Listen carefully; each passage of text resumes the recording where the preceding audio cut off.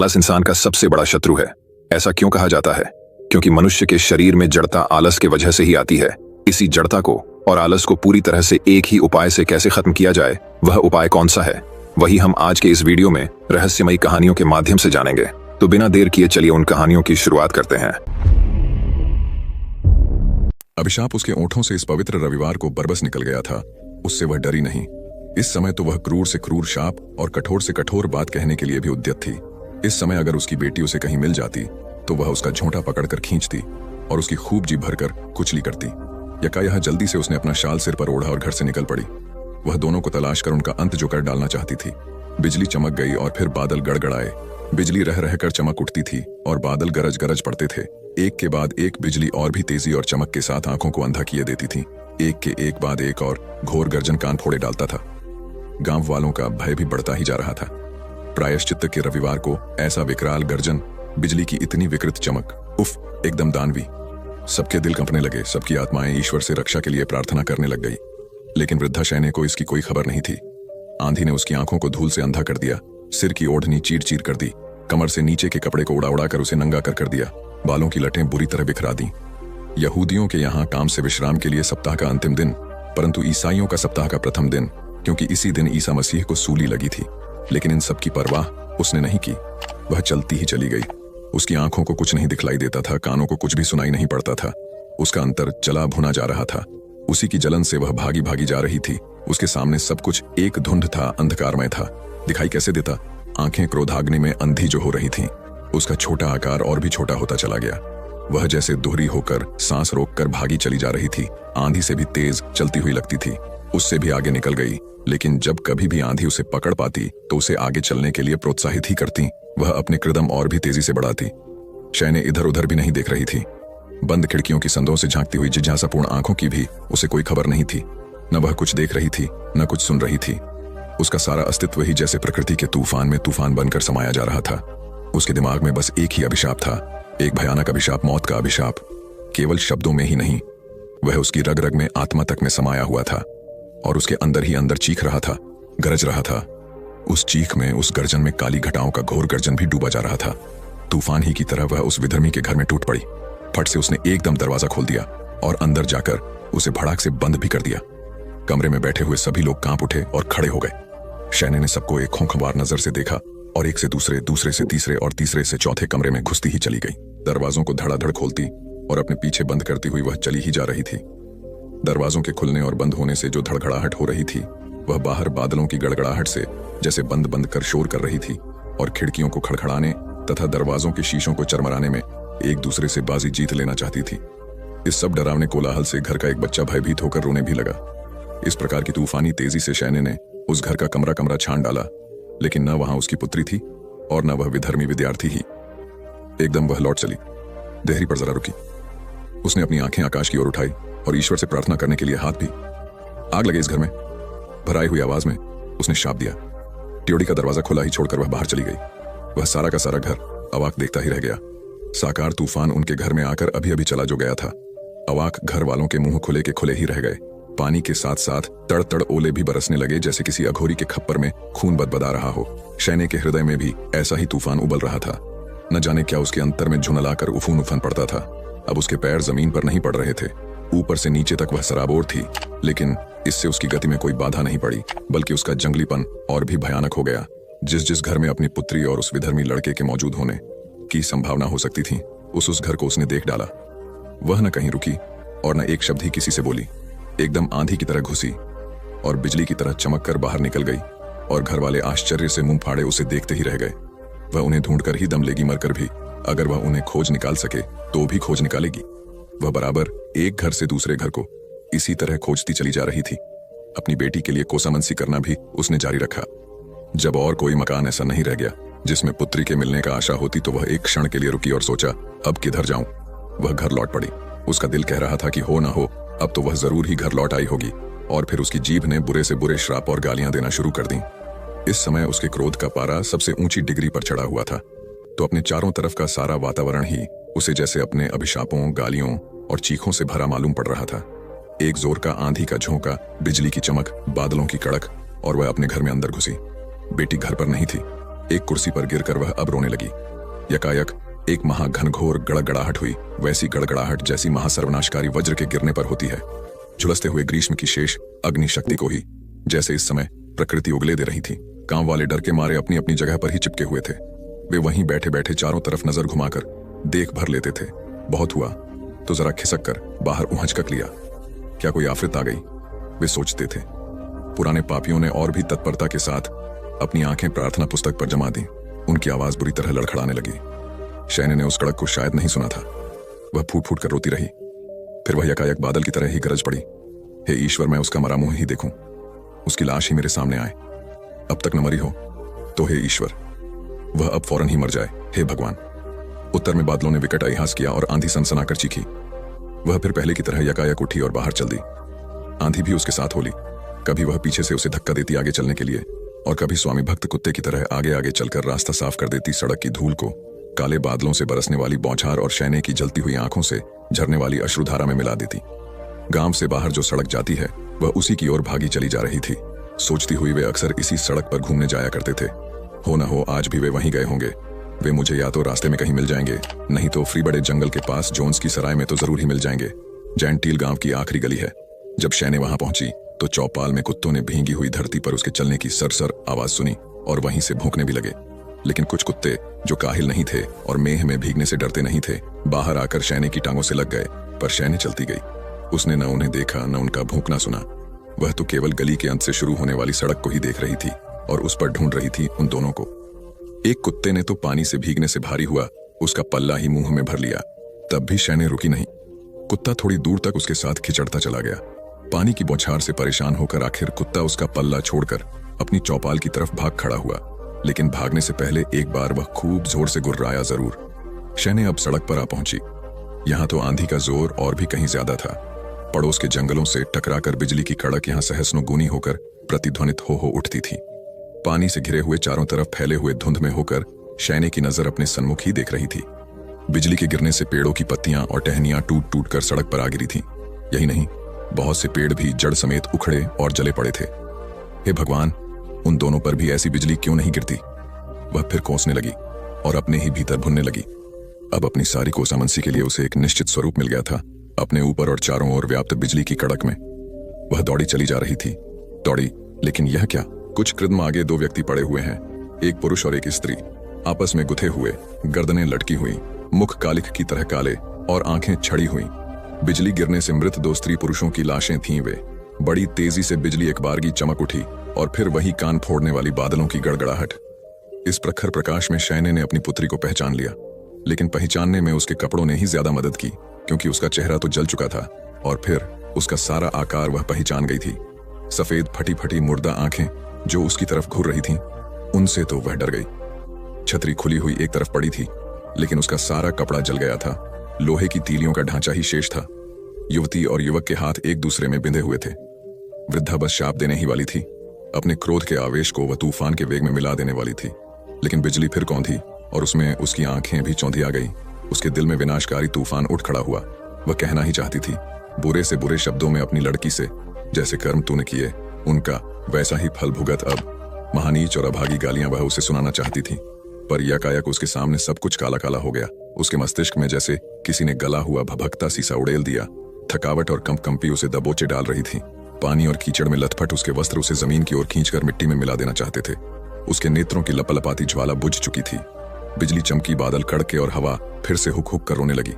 लेकिन अब वृद्धा के अंतर में सब कुछ शांत था, अंधेरा था, मुर्दा था। अपनी बेटी के शव पर वह झुक गई, अपनी कंपित बाहों में उसे कस लिया और एक हल्की सी ज्योति उसकी आंखों में चमक गई। जैने का रोम रोम कांप गया, दांती बजी और भर्राई हुई मरी आवाज में उसके ओंठ हिले। मेरी बेटी है ना, मेरी बेटी। अपनी भरी जवानी के दिनों से ही मैं उसे जानता था, क्योंकि वह मेरे पापा के जूते बनाया करता था। अपने बड़े भाई के साथ ही लंदन के वेस्ट एंड की एक गली में उसकी दुकान थी, जो दो दुकानों को मित्राकर एक कर दी गई थी। आज वह दुकान वहां नहीं है, लेकिन उस जमाने में वह वेस्ट एंड की सबसे ज्यादा फैशनेबल दुकानों में से एक थी। उस दुकान की एक खास बात यह थी कि उसमें तड़क भड़क नहीं थी। उसके साइन बोर्ड पर यह नहीं लिखा था कि इंग्लैंड के राजवंश के लिए जूते यहीं बनते हैं। उस पर सिर्फ लिखा था उसका जर्मन नाम गैसलर ब्रदर्स, और सामने खिड़कियों में शो के लिए 10-5 जोड़ी जूते रखे थे। मुझे याद है कि इन जोड़ियों को देखकर मेरे मन में एक सवाल उठा करता था, आखिर ये इस तरह क्यों रखी हैं? क्या बेकार हैं? क्योंकि वह हमेशा ऑर्डर पाने पर ही जूते बनाता था, न कम न ज्यादा। जितनी जोड़ियों का ऑर्डर मिलता था उतनी ही बनाता था, और उनमें से कोई भी बच भी सकती थी। यह कल्पना से परे की बात थी, क्योंकि उसका बनाया हुआ जूता पैर में फिट न उतरे, यह असंभव था। तो फिर ये बेकार जूते अलमारी में क्यों रखे रहते थे? और यह भी नहीं हो सकता कि वे किसी दूसरे कारीगर के बनाए हुए हों, क्योंकि वह अपनी दुकान में चमड़े की एक पट्टी भी ऐसी देखना नहीं सहन कर सकता था जो उसने खुद न बनाई हो। उसके अतिरिक्त वे जूते निहायत खूबसूरत थे। एक जनाने पंप शू की जोड़ी ऑफ कैसी लोच थी उसमें, और वह पेटेंट लेदर की बनी हुई जोड़ी ऐसी चमचम करती थी कि देखकर मुंह में पानी भर आता था। और भी एक जोड़ी थी लंबे ब्राउन राइडिंग बूट की, जिसकी चमक में कुछ काली सी झलक दिखाई देती थी, जिससे यह मालूम होता था कि ये जूते हालांकि नए थे, पर जैसे 100 बरस से पहने जा रहे हों। कि ऐसे जूते वही बना सकता था जिसके सम्मुख जैसे जूते की आत्मा ही मूर्तिमती होकर खड़ी हो जाती हो। उन जूतों का सौंदर्य और कारीगरी ऐसी संपूर्ण थी कि मानो संसार के समस्त जूतों मात्र की आदर्श कल्पना ही उनमें सजीव सी साकार हो उठी हो। इस प्रकार की भावनाएं तो सचमुच मेरे मन में बांध को ही उठी थी, लेकिन शायद 14 वर्ष की उम्र में जब पहले पहल मैं उसकी दुकान पर गया था, तभी से उसकी और उसके भाई की वही शान कुछ कुछ मेरे मन में समा गई थी, और तब से हमेशा आज तक याद रही है। क्योंकि जूते बनाना, ऐसे जूते बनाना जैसे कि वह बनाता था, जैसा तब मुझे बड़ा रहस्यमय और अद्भुत सा लगता था, वैसा ही आज भी लगता है। बस कुछ वर्ष बाद एक दिन की बात है, मेरा जवानी का जिस्म था और भरा हुआ पैर, जिसे दिखाते हुए मैंने उससे कुछ हिचकिचाकर कहा था, मिस्टर गैसलर, ऐसे सख्त पैर का जूता बनाना बहुत मुश्किल होगा ना? उसने उत्तर दिया, यह सख्त तो नहीं है बाबू। और यह कहने के साथ ही उसकी खिजाब से रंगी हुई दाढ़ी के लाल रंग में से एकाएक मुस्कान फूट पड़ी। उसकी दुकान में कोई ऐसे नहीं घुसता था जैसे कि मामूली तौर से और दुकानों में कि मेहरबानी करके जल्दी दीजिए, मुझे जाना है, किंतु वह कुछ ऐसी ही भावना से जैसे कि आदमी गिरजे में पैर रखता है। उसकी दुकान में काठ की एक ही कुर्सी पड़ी रहती थी, जिस पर ग्राहक आकर बैठ जाता था और इंतजार करता था, क्योंकि दुकान पर बैठता कोई नहीं था। किंतु शीघ्र ही खंदक सी अंधेरी और चमड़े की भीनी भीनी गंध से भरी हुई उस दुकान के ऊपर मचान से वह या उसका बड़ा भाई झांकता हुआ दिखाई पड़ जाता था। एक भराई हुई सी आवाज, लकड़ी के तंग जीने पर स्लीपरों की खर, और बस वह आपके सामने बिता कोट पहने, छुट कमर शुकाए सा, चमड़े का एप्रन बदन पर डाले हुए, जिसको बाहें ऊपर को मुट्ठी हुई है, आज मिचमिचाता हुआ मौजूद है, जैसे वह जूतों का ही कोई सपना देखकर उद्दे हो, या जैसे उल्लू की तरह दिन का उजाला देखकर चौंक उठा हो और विघ्न पड़ने से झुंझला गए हों। और मैं पूछता हूं, क्या हालचाल है मिस्टर गैसलर? क्या मेरे लिए रूसी चमड़े का जूता बना सकोगे?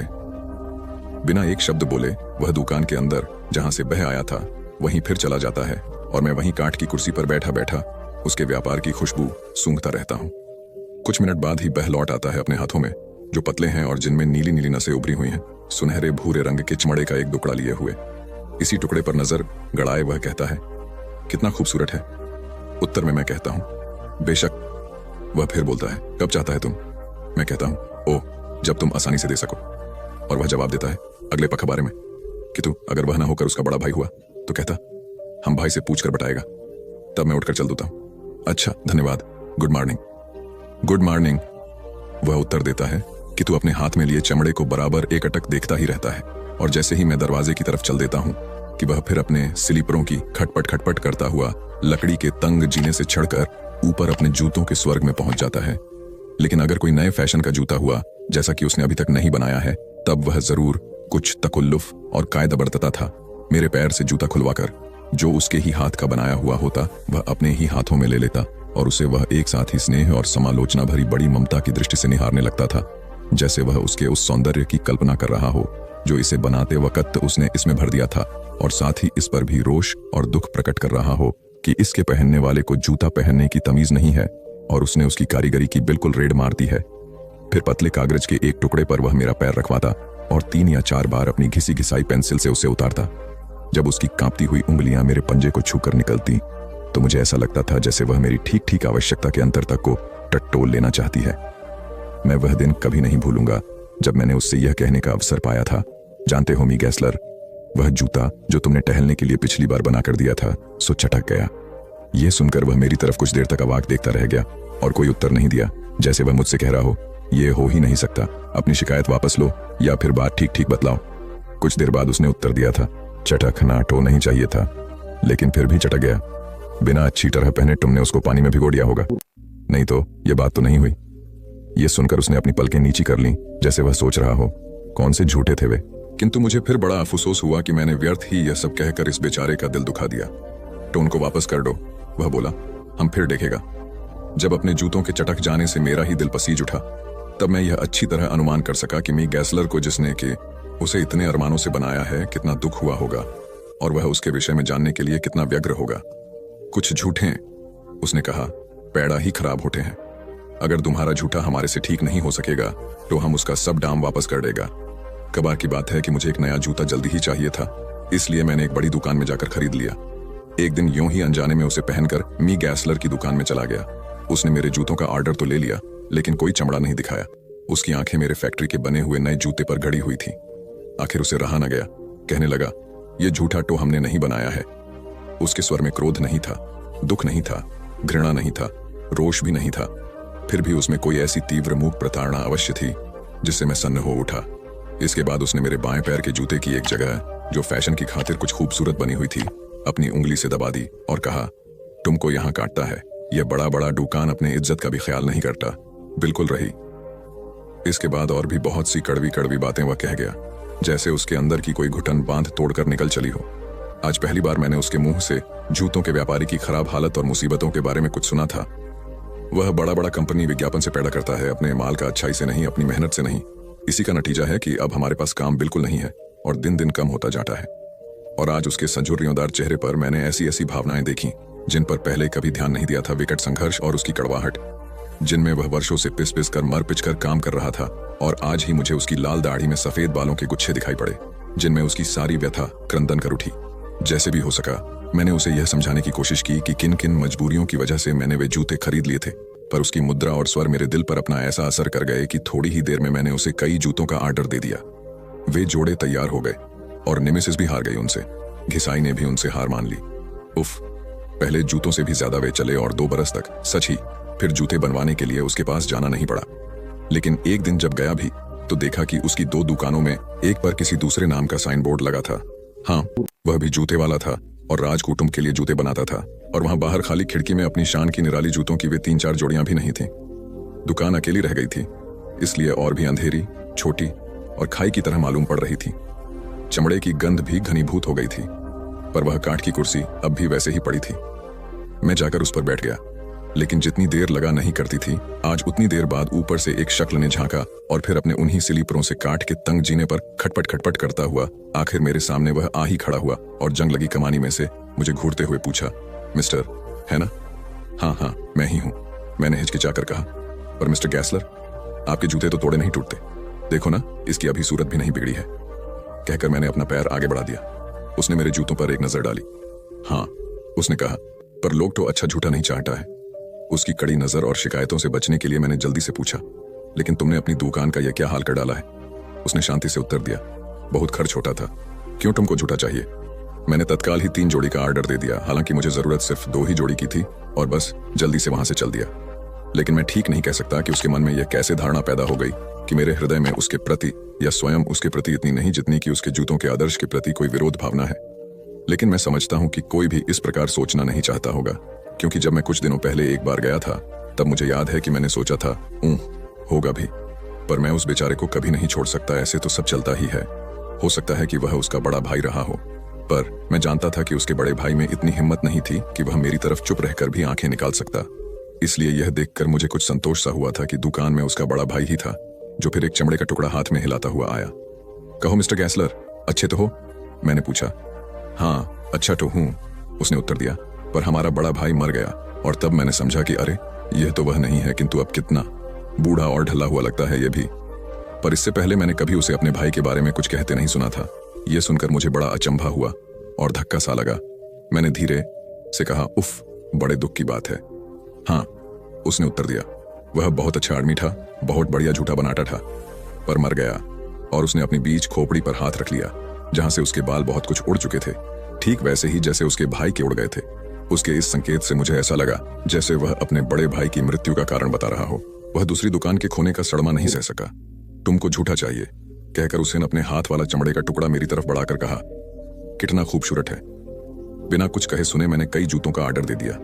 बहुत दिनों बाद वे बनकर आए, लेकिन मेरे इतने अच्छे जूते उसने कभी नहीं बनाए थे। वे फाड़े नहीं फट सकते थे, तोड़े नहीं टूट सकते थे। कुछ दिनों बाद मैं बाहर चला गया। 1 वर्ष से अधिक बाद मैं लंदन लौट कर आया और सबसे पहली दुकान जिस पर मैं गया था वह मेरे पुराने दोस्त गैसलर की ही थी। मैं एक 60 वर्ष के बूढ़े को छोड़कर गया था, किंतु लौटकर 75 वर्ष के बूढ़े को देखा, विदीर्ण, क्लांत और प्रकंपित। इस बार तो उसने मुझे सचमुच नहीं पहचाना। मैंने दुखित होकर कहा, मिस्टर गैसलर, ओह, तुम्हारे वे जूते तो बहुत ही बढ़िया निकले। देखो ना, मैं लगातार यही जूता बाहर सफर में पहने रहा और अभी तो देखो ये आधे भी नहीं घिसे हैं, है ना। काफी देर तक वह मेरे जूते की तरफ टकटकी लगाए देखता रहा। वही जूते तो थे जो रूसी चमड़े के बने हुए थे, और उसकी मुद्रा स्थिर और गंभीर हो गई। उसने मेरे टखने के पास जूते पर हाथ रखकर कहा, क्या यहाँ पर यह फिट है? मुझे याद है कि इन्हें बनाने पर हमको बहुत मुसीबत पड़ा था। मैंने विश्वास दिलाया, नहीं नहीं, बिल्कुल फिट है। तुम्हें झूठना चाहिए, हम बहुत जल्दी बना देगा। खाली हाथ बैठा है, कुछ काम नहीं है। मैंने कहा, हाँ हाँ, मुझे सब तरह के जोड़े चाहिए। हम नई तरह का जूता बना देगा। तुम्हारा पैर बड़ा है ना? कहकर उसने बड़े धीरे धीरे मेरे पैर का नाप कागज पर पेंसिल से खींचा और इस बीच में सिर्फ एक बार मेरी तरफ मुंह उठाकर कहा, क्या हमने तुमको बतलाया कि हमारा भाई मर गया? उसका शरीर हड्डियों का कंकाल मात्र रह गया था। उसे देखकर मन को बड़ी वेदना होती थी, इसलिए मैं जल्दी से वहां से चल दिया। एक दिन शाम को जब नए जूतों की पार्सल आ गई तो मैंने रूसी चमड़े वाले जूते उतार दिए। मैंने पार्सल खोला और 4 जोड़े निकालकर एक पंक्ति में रख दिए। फिर एक एक करके मैंने उन्हें पहनना शुरू किया। इसमें कोई शक नहीं था कि इतने अच्छे चमड़े के इतने बढ़िया जूते उसने कभी नहीं बनाए थे। एक जोड़े में मैंने उसका बिल रखा हुआ पाया। जूतों की कुल कीमत उतनी ही थी जितनी वह मामूली तौर से हमेशा लिया करता था, परंतु उसने कुल कीमत फौरन ही मांगी थी। यह जानकर मुझे बड़ा ताज्जुब हुआ, क्योंकि पहले तो वह तीसरे महीने से पहले कभी बिल नहीं भेजता था। मैं तत्काल नीचे उतर कर गया और एक चेक काटकर तुरंत ही अपने हाथ से ही उसे लेटर बॉक्स में डालाया। एक सप्ताह बाद जब मैं उसकी दुकान वाली गली में होकर जा रहा था तो मैंने सोचा कि चलो मिस्टर गैसलर से कह दूं कि इस बार तुम्हारे जूते सबसे बढ़िया रहे। लेकिन जब मैं उसकी दुकान के सामने पहुंचा तो मैंने देखा कि वहां से उसके नाम का साइन बोर्ड गायब था, लेकिन खिड़की में अब भी वही जनानी जोड़ी पेटेंट लेदर के पंपर शू और काले राइडिंग बूट जैसे के तैसे रखे थे। मैं एकदम चिंतित हो उठा और अंदर पहुंचा। वे 2 छोटी दुकानें मिलकर फिर एक बड़ी दुकान हो गई थी। उसमें एक नवयुवक अंग्रेज मौजूद था। मिस्टर गैसलर हैं? मैंने पूछा। उसने मेरी ओर देखा। उसकी दृष्टि में कुछ विचित्र सी विनय और शीलता थी। नहीं जनाब, उसने जवाब दिया, लेकिन मैं आपकी खिदमत में हाजिर हूं, जो हुक्म हो करे। यह दुकान अब हमने पूरी ले ली है। आपने हमारा नाम पहले बराबर वाली दुकान पर देखा ही होगा। हम कुछ बहुत बड़े बड़े रईस आदमियों के लिए जूते बनाते हैं। हाँ हाँ ठीक है, मैंने कहा, पर मिस्टर गैसलर कहाँ हैं? ओ, उसने जवाब दिया, वह तो मर गए, लेकिन अभी पिछले बुध को ही तो उन्होंने मेरे पास ये नए जूते बनाकर भेजे हैं। हाय, उसने कहा, बड़ी दर्दनाक कहानी है। बेचारे भूखों मर गए। हे भगवान, डॉक्टर कहते थे कि वे घुल घुल कर मरे, और आप देखिए, वे तब भी काम करते थे और दुकान चलाया करते थे, और काम का यह हाल था कि सारा काम अकेले ही करते थे, किसी को जूते में हाथ नहीं लगाने देते थे। एक आर्डर पर ही इतना वक्त लगा देते थे कि बेचारा ग्राहक ऊब जाता था। इसी तरह उनके सब ग्राहक टूट गए और फिर बैठे बैठे वह दिन रात काम करते रहते थे। मैं कह सकता हूं कि सारे लंदन शहर में उनसे अच्छा जूता कोई नहीं बनाता था और न कभी बना सकता है। लेकिन कंपटीशन को तो देखो कितना जबरदस्त है। पर वह अपना माल कभी एडवर्टाइज नहीं करते थे, सबसे बढ़िया चमड़ा लगाते थे और सारा काम अपने ही हाथ से करते थे, और उसी का यह नतीजा है। इससे और ज्यादा क्या उम्मीद की जा सकती है। लेकिन भूखों मर, यह बात कुछ शायरी हो सकती है जैसी कि कहावत है, लेकिन मैं खुद भी जानता हूं कि वह आखिर दम तक अपने जूतों से ही चिपटे ना रहे। मैं उन्हें दिन रात काम करते देखा करता था। मैंने उन्हें कभी वक्त से खाना खाते नहीं देखा, सोते नहीं देखा, कभी एक छद्दाम उनके घर में नहीं रही। रात में तापने के लिए आग भी नहीं नसीब होती थी उन्हें। इतने वर्षों तक वे कैसे जिंदा रहे, मुझे तो यही ताज्जुब है। पर जनाब, वह आदमी एक ही था। उसकी सानी का जूता बनाने वाला दूसरा कारीगर लंदन में नहीं है। हाँ, मैंने भारी मन से कहा, वह बहुत बढ़िया जूते बनाते थे। इतना ही कहकर मैं फौरन मुड़ा और दुकान से बाहर चला गया, क्योंकि मैं उस नौजवान को अपनी आंखों के आंसू दिखाना नहीं चाहता था। बिल्कुल नया शहर, जान न पहचान, न खाने के लिए जेब में पैसा और न रात बिताने के लिए 3.5 हाथ जगह ही। पतझड़ के मौसम में ऐसी थी एक दिन मेरी हालत। जिन जिन कपड़ों के बगैर काम चल सकता था, सो मैंने सब एक एक करके पहले 3-4 दिन में बेच डाले और फिर शहर के उस भाग की ओर चला जहां जहाजों के खड़े होने का अड्डा था। इस स्थान का नाम था ईस्ते। जहाजों के चलने के लिए अनुकूल मौसम में ईस्ते मजदूरों के कठोर जीवन के कोलाहल से जैसे उफूनता रहता है, परंतु वह अब सुनसान और वीरान था, क्योंकि अक्टूबर का महीना समाप्त हो चला था। गीली रेतीली भूमि पर मेरे पैर मुझे किसी तरह घसीटे ही लिए चले जा रहे थे और उसे क्रेद कुरेद कर कैसे भी खाने के टुकड़े की तलाश में लगे थे, और मैं भरपेट भोजन पा जाने की आशा में सूने मकानों और गोदामों की खाक छान रहा था। आज की सभ्य दुनिया में हमारे पेट की भूख की अपेक्षा दिमाग की भूख आसानी से मिट जाती है। आप सड़कों पर चक्कर काटते हैं, बड़ी बड़ी आलीशान इमारतें देखते हैं जो बाहर से तो खूबसूरत हैं ही और अंदर से भी होंगी ही। उन्हें देखकर आपके दिल में भवन निर्माण कला, सफाई तथा आरोग्य और अक्लमंदी से भरे हुए अनेक विषयों पर बड़े बड़े ख्यालात उठते हैं। निहायत सफाई और सलीके से पहने ओढ़े शरीफ लोग आपको राह चलते दिखाई देते हैं, जो बड़ी होशियारी से आपकी अपनी असली बुरी हालत को देखकर भी नहीं देखते और शाइस्ता तौर से आपसे नजर बचाकर चल देते हैं। खैर, जो कुछ भी हो, लेकिन भूखे आदमी का दिमाग पेट भरे आदमी के दिमाग से कहीं ज्यादा दुरुस्त और ताकतवर होता है। और ऐसी हालत में भी आप नंगे भूखों के हक में कुछ काम की जरूरी बातें सोच शाम बढ़ती चली आ रही थी। और पानी तो बरस ही रहा था। उत्तरी हवा तेजी से चल रही थी। खाली दुकानों और डुटियल झोपड़ों में से वह सनसना कर निकल जाती और सराय की पुती हुई खिड़कियों से जा टकराती। रेतीले तट पर शोर करके छपछपाती हुई तरंगें उत्तरी हवा के इस भयानक झोंके के कोड़े की मार खाकर जैसे बिलबिलाकर फेन उगलने लगती। उन तरंगों के ऊंचे उठे हुए सफेद हिस्से एक दूसरे के पीछे भागते हुए घुंध की तरफ चले जा रहे थे और आपस में भिड़ भिड़ जाते थे। मालूम होता था कि कहीं नदी को सर्दी आने का पता लग गया था, और इस डर से कि बर्फ की सर्द और क्रूर बेड़ियां यहीं आज ही रात में उसे बांध न लें, वह बेतहाशा भागी चली जा रही थी। आसमान अंधेरा था, बादल जम गए थे, धड़ाधड़ बरसने वाले पानी की एक बूंद भी नहीं दिखाई देती थी। एक उल्टी हुई डोंगी जो अंधड़ द्वारा खूब झकझोरे गए बेंत की जड़ से बंधी हुई थी, मेरे चारों तरफ फैली हुई प्रकृति की इस मौत की सी भयानकता को और भी बढ़ा रही थी। यह उल्टी हुई डोंगी और झकझोरे गए पेड़, सारा का सारा दृश्य वीरान और सुनसान था, मौत की तरह मरा हुआ और डरावना, और आसमान के आंसू रोके न रुकते थे। सब कुछ ऊझड़ और म्लान, निर्जीव। केवल मैं ही जीता था, लेकिन मेरे लिए भी सर्दी मौत बनकर निगलने के लिए खड़ी थी। तब मैं 18 बरस का था। कितनी प्यारी अवस्था होती है यह। और उस ठंडी और गीली रेती पर मैं चलता ही चला गया। कंप पीले मेरे दांत बज रहे थे, जैसे भूख और ठिठुरन का स्वागत कर रहे हों। मैं कुछ खाने की तलाश में बड़ी सतर्कता के साथ एक खाली पेटी को खखोट था कि एकाएक उसके पीछे मुझे पानी से तरबतर एक औरत अपने झुकते हुए कंधों को मजबूती और मोह से पकड़े हुए जमीन से चिपटती दिखाई पड़ी। मैं जाकर उसके पीछे खड़ा हो गया और देखने लगा कि वह कर क्या रही है। उन पेटियों के नीचे रेती में वह अपने हाथों से ही गड्ढा खोद रही थी। मैं उसके और नजदीक सरक आया और बोला, यह क्या कर रही हो? वह चीख पड़ी और हड़बड़ाकर खड़ी हो गई। भय से फटी हुई अपनी बड़ी बड़ी भूरी आंखों से वह मुझे देख रही थी और मैं अपने सम्मुख देख रहा था एक समवयस्क सुंदर लड़की, किंतु उसके मुख पर 3 नीले दाग थे जिन्हें दुर्भाग्यवश उसके सौंदर्य को कम कर दिया था। यद्यपि वे बड़े अच्छे ढंग के साथ पड़े थे। 2 छोटे दाग उसकी दोनों आंखों के नीचे थे और जरा बड़ा तीसरा दाग बिंदी की जगह माथे पर था। इस प्रकार की तरतीब किसी ऐसे ही कलाकार की करतूत थी जिसका काम केवल मनुष्य के सौंदर्य को बिगाड़ना ही हो। उस लड़की ने मुझे देखा और देखती रही। डर उसकी आंखों से धीरे धीरे दूर हो गया था। उसने रेत को अपने हाथों से झाड़कर सिर की सूती ओढ़नी संभाली, बैठ गई और तब बोली, तुम भी शायद खाने की फिराक में हो। अच्छा, तो फिर खोदना शुरू करो, मेरे तो हाथ थक गए हैं। वहां उसने एक और झोपड़ी की तरफ उंगली उठाते हुए कहा, रोटी जरूर होगी और तरकारी भी, उस दुकान में अब भी काम होता है। मैं खोदने लगा। वह जरा देर खड़ी मुझे देखती रही, फिर मेरे पास बैठकर मुझे मदद देने लगी। हम चुपचाप खोदते गए। इस समय मैं नहीं कह सकता कि उस वक्त मैंने जाब्ता, फौजदारी, सदाचार, पराया माल और भी बहुत सी इसी किस्म की बातों को, जिन पर अकूलमंद और तजुर्बेकार आदमियों की राय में जिंदगी के हर एक कदम को उठाने से पहले गौर करना चाहिए, जरा भी सोचा विचारा था। सच्चाई के नजदीक से नजदीक रहने की वजह से मैं यह जरूर कहूंगा कि खुदाई करने में मैं इतना व्यस्त था कि मुझे इसके सिवाय कि उस पेटी में नीचे क्या होगा, दुनिया की किसी भी अन्य बात का ध्यान उस वक्त नहीं था। सांझ घनी हो गई और उसके साथ ही खाकी चिपचिपाता और ठंडा कोहरा भी घना होता चला गया। लहरें पहले से कहीं ज्यादा शोर के साथ सरसरा रही थीं। उन पेटियों के ऊपर पानी की धारें ज्यादा जोर के साथ पड़ने लगी थीं और कहीं दूर पर पहरे वाले ने अपना पहरा भी शुरू कर दिया था। बहकती हुई सी उसकी आवाज सुनाई पड़ जाती थी कभी कभी। इसकी तली भी है या नहीं? मेरी सहायिका ने कोमल स्वर में पूछा। मेरी समझ में नहीं आया कि वह किसके विषय में पूछ रही है, इसीलिए मैं चुप रहा। मैं पूछती हूँ कि इस पेटी की गहराई की कोई थाह भी है? अगर है तो हम उसे पाने की बेकार कोशिश कर रहे हैं। हम इस तरह से खाई खोद रहे हैं जिसकी तह पर हमें खाली तख्तों के सिवाय शायद और कुछ न मिले।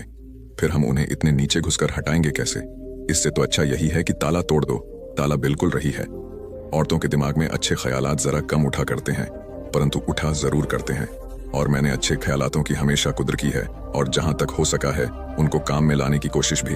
मैंने ताला टटोला और पा लेने पर उसे झटकना शुरू किया। जरा देर में ही वह खुलकर चोट खाए सांप की तरह बिलबिलाता हुआ एक तरफ जा पड़ा। पेटी का चौखूंटा ढक्कन खुल गया। इस पर वह धीमे प्रशंसात्मक स्वर में बोली, तुम तो बिल्कुल पत्थर जैसे हो।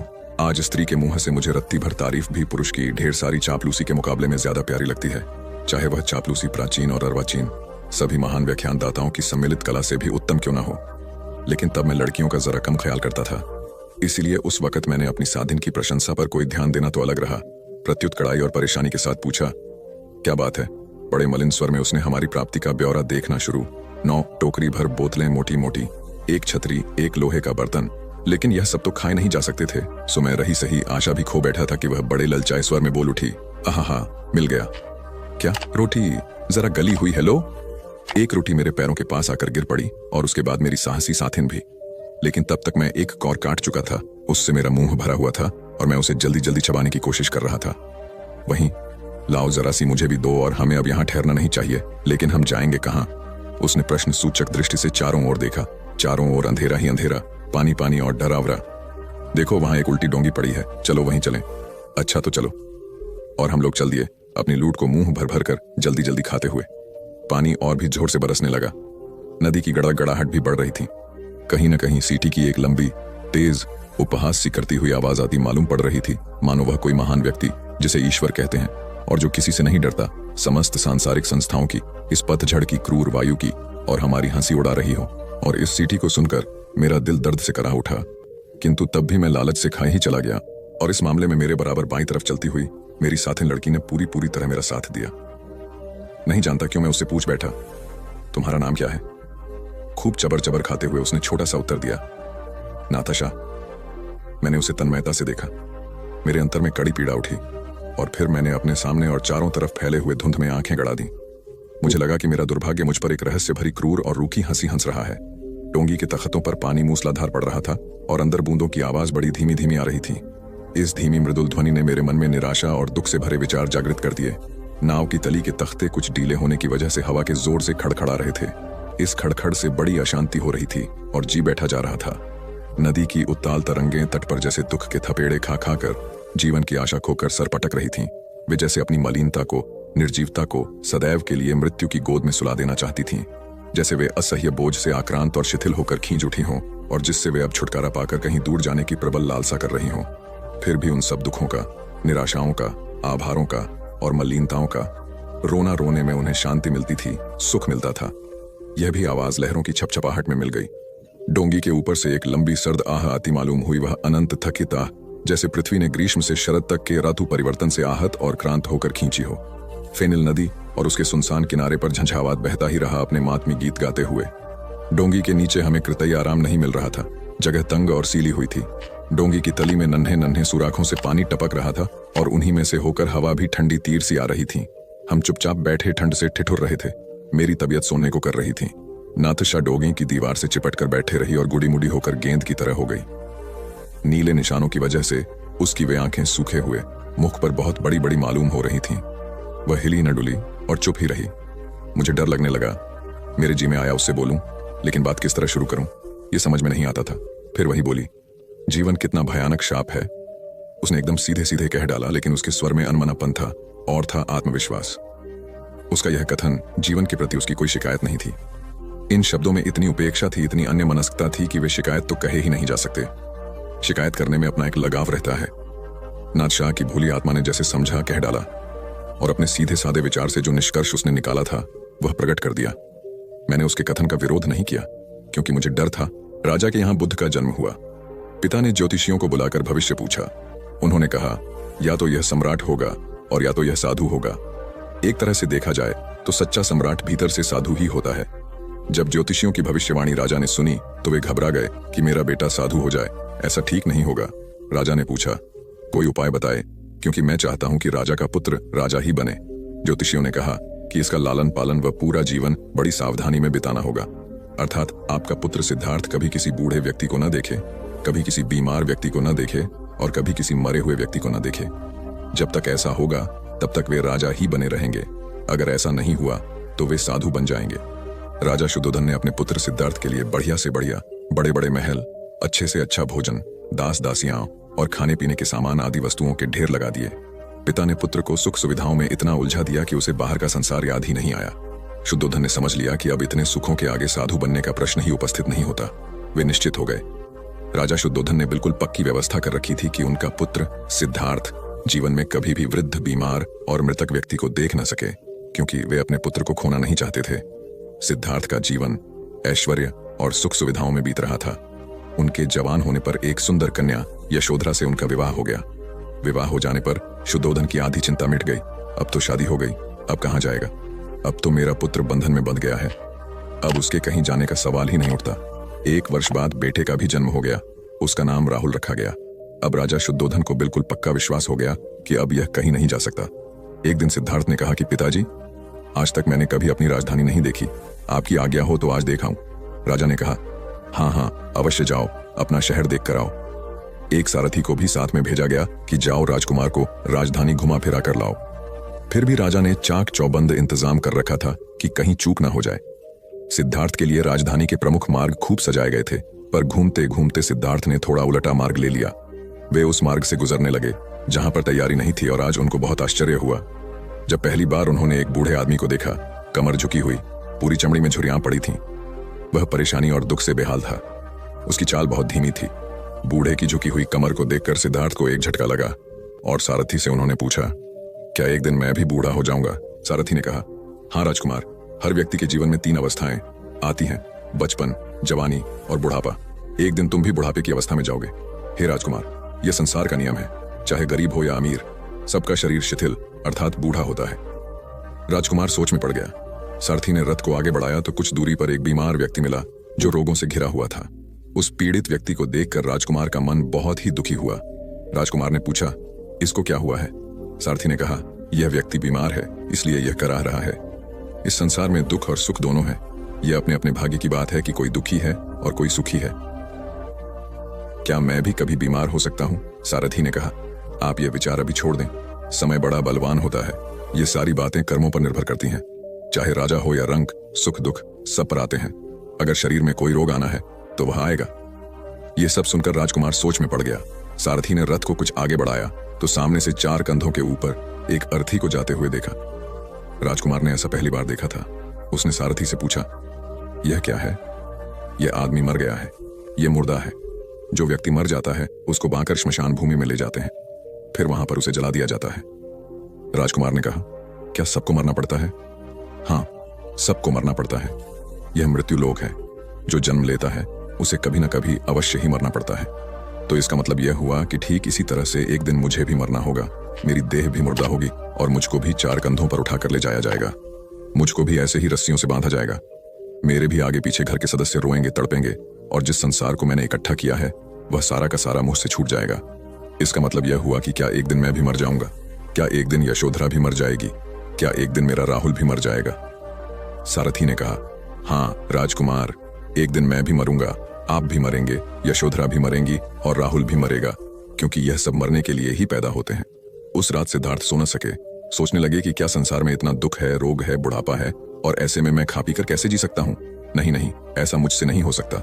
मुझे खोजना होगा उस तत्व को जो दुख, पीड़ा और शोक से रहित हो, जो भय, भ्रम और भूल से परे हो, जो अनंत आनंद से भरा हो, जिसे पाकर फिर और कुछ पाने की इच्छा ना हो। सिद्धार्थ वैराग्य के शिखर तक पहुंच चुके थे। बस उसी रात को उन्होंने घर छोड़ दिया। सारथी से कहा कि नगर की सीमा से दूर ले चलो। नगर के बाहर पहुंचकर सारथी को लौटा दिया। फिर कई दिनों तक वन में चलते गए। एक घने पीपल के वृक्ष के नीचे आसन लगाकर ध्यान में लीन हो गए। एक बार प्रदेश में अकाल पड़ा। यह देखकर गौतम बुद्ध को बड़ा दुख हुआ। उन्होंने लोगों से कहा कि बहुत से लोग अन्न और वस्त्र के लिए तरस रहे हैं। उनकी सहायता करना हर मनुष्य का धर्म है। आप लोगों से जो कुछ बने वह दान करें। बुद्ध का उपदेश सुनकर सब लोग बिना दिए अपने अपने घर चले गए। एक गरीब व्यक्ति बैठा ही रहा। उसने सोचा कि मेरे पास तो ये वस्त्र हैं, अगर मैं इन्हें उतार कर दे दूंगा तो नंगा हो जाऊंगा। उसने फिर से सोचा कि मनुष्य बिना वस्त्र के पैदा होता है और बिना वस्त्र के ही चला जाता है। न जाने कितने साधु सन्यासी बिना वस्त्र के रहते हैं, फिर मैं बिना वस्त्र के क्यों नहीं रह सकता। उसने अपने वस्त्र उतार कर बुद्ध को दे दिए। भगवान बुद्ध ने उसे आशीर्वाद दिया। वह प्रसन्न होकर घर की ओर चल पड़ा। वह खुशी से चिल्लाकर कह रहा था, मैंने अपने आधे मन को जीत लिया है। तभी सामने से राजा की सवारी आ रही थी। उस गरीब की बात सुनकर राजा ने उसे अपने पास बुलाया और पूछा कि तुमने आधे मन को कैसे जीता है? उस गरीब ने कहा कि भगवान बुद्ध दुखियों के लिए दान मांग रहे थे। यह सुनकर मैंने अपने वस्त्र उतार दिए। पहले तो मेरे मन ने इनकार किया, फिर मैंने उसे समझाया कि मनुष्य बिना वस्त्र के पैदा होता है और मृत्यु होने पर साथ में कुछ भी नहीं जाता। राजा उसकी बात से बड़ा प्रसन्न हुआ। उसने मोतियों का हार और कीमती वस्त्र उसे दिए। उसने वह सब ले जाकर भगवान बुद्ध के चरणों में रख दिए। बुद्ध ने उसे हृदय से लगाते हुए कहा, जो दूसरों के लिए अपना सब कुछ दे देता है उसकी बराबरी कोई नहीं कर सकता। गौतम बुद्ध ने समझाया, जानिए आदमी कैसे अपने ऊपर शासन करना जानता है। एक लड़का बहुत चतुर था, उसने बहुत सी कलाएं सीखी, उसे तीर चलाना आ गया, वह नाव खेने लगा और बढ़िया से बढ़िया मकान बनाना सीख गया। उसके बाद वह घर लौटा, बड़े घमंड से वह लोगों से कहता, इस दुनिया में मेरे मुकाबले का कोई नहीं है, मैं सब कुछ जानता हूं। गौतम बुद्ध ने यह देखा तो सोचा, इसे शिक्षा देनी चाहिए। उन्होंने एक बूढ़े का रूप बनाया और हाथ में भिक्षा पात्र लेकर उसके पास गए। लड़के ने पूछा, तुम कौन हो? बुद्ध ने कहा, मैं अपने मन को वश में रखने वाला एक आदमी हूं। उनकी बात लड़के को समझ में नहीं आई। उसने कहा, आपका मतलब? बुद्ध बोले, कोई आदमी तीर चलाना जानता है, कोई नाव खेना जानता है, कोई घर बनाना जानता है, लेकिन ज्ञानी आदमी अपने ऊपर शासन करना जानता है। लड़का बुद्ध के इतने कहने पर भी कुछ न समझ सका। उनसे फिर पूछा, अपने ऊपर शासन करना क्या होता है?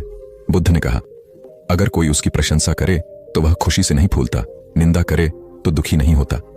इस तरह उसका मन उसके वश में रहता है। ऐसा आदमी किसी चीज या हुनर का अभिमान नहीं करता। बुद्ध की बात का उस लड़के पर ऐसा असर हुआ कि उस दिन से उसने डींग हाँकना बंद कर दिया। एक गांव में एक बूढ़ी औरत रहती थी जिसका नाम सुमित्रा था। वह गांव की सबसे बुद्धिमान और समझदार महिला थी। उसके पास एक बच्चा था जिसका नाम अमित था। अमित को सुमित्रा ने अपने सभी सिखाया था। उसने अमित को सच्चाई और न्याय की महत्वाकांक्षा दी थी। एक दिन अमित ने अपनी मां से पूछा, मां, क्या हम भी अमर हो सकते हैं? सुमित्रा ने मुस्कुराते हुए उत्तर दिया, हाँ अमित, हम सभी में अमरता का बीज होता है, लेकिन अमरता पाने के लिए हमें सच्चाई, ईमानदारी और परिश्रम की आवश्यकता होती है। अमित ने सोचा, मैं किसी ऐसे काम में लगूंगा जिससे मैं अमर बन सकूं। फिर अमित ने गांव में आयोजित स्वच्छता अभियान में भाग लिया। वह बच्चों के साथ मिलकर पेड़ पौधों की सफाई करने में सक्रिय रहा। उसने अपने गांव को स्वच्छ और हरित बनाने का संकल्प किया। अमित ने बच्चों को पेड़ लगाने के लिए प्रेरित किया और उन्हें पेड़ों की देखभाल करने के लिए सिखाया। अमित की इस क्रियाशीलता ने गांव वालों को प्रेरित किया और उन्हें अमरता की भावना समझ आई। उन्होंने भी अपने गांव को स्वच्छ और हरित बनाने का संकल्प किया। समय के साथ अमित और उसके साथी ने अपने गांव को स्वच्छ और हरित बनाया। गांव के हर कोने में हरियाली फैल गई और पेड़ पौधे उग आए। अमित ने अपनी सफलता को अपने मां के साथ बांटी और कहा, मां, हम दोनों ने मिलकर अमरता की पहली शर्त पूरी की है। हमने सच्चाई, ईमानदारी और परिश्रम से गांव को स्वच्छ और हरित बनाया है। सुमित्रा ने अपने बेटे को प्यार से गले लगाया और कहा, बेटा, यही अमरता है। सच्चाई, ईमानदारी और परिश्रम से ही हम अमर हो सकते हैं। एक समय की बात है, महान आत्मज्ञानी और धर्मगुरु गौतम बुद्ध गाया के निकट वन में ध्यान और तपस्या कर रहे थे। उनके शिष्यों ने भी उनके साथ रहकर उनसे धर्म ज्ञान प्राप्त करना था। एक दिन एक युवक गाया के पास आया और उनसे धर्म ज्ञान के बारे में पूछा। गौतम बुद्ध ने उसके प्रश्न को ध्यान से सुना और फिर उसे एक छोटी सी कहानी सुनाई। एक बार एक गांव में एक गरीब व्यक्ति ने बहुत संघर्ष के बाद एक बड़ी धन संपदा प्राप्त की। उसने यह सोचकर कि अब उसकी सभी समस्याएं समाप्त हो जाएंगी, लेकिन वास्तविकता में उसकी खुशी और शांति कहीं गायब थी। उसने अपने संबंधियों से अपनी समस्या का समाधान चाहा, लेकिन किसी ने भी उसे संतोष और आनंद का सही मार्ग नहीं बताया। वह अकेले में चिंताजनित होकर बैठ गया और उसने आखिरकार गौतम बुद्ध के पास जाकर अपनी समस्या बताई। गौतम बुद्ध ने मुस्कुराते हुए उसे ध्यान में बैठने को कहा। उन्होंने उसे सम्मान और सच्चाई के मार्ग का उपदेश दिया और उसे समस्या का समाधान खुद ही ढूंढने की प्रेरणा दी।